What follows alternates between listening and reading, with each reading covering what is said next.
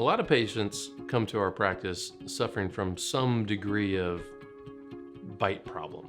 That may be grinding their teeth, it may be painful joint, it may be painful muscles, it could be headaches.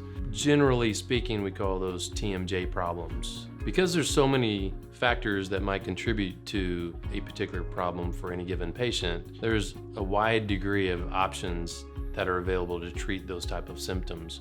If you feel like you have a TMJ problem you'd like to discover more about or the potential solutions, we'd love the opportunity to evaluate you, see the cause of your symptoms, and come up with the right solution for you.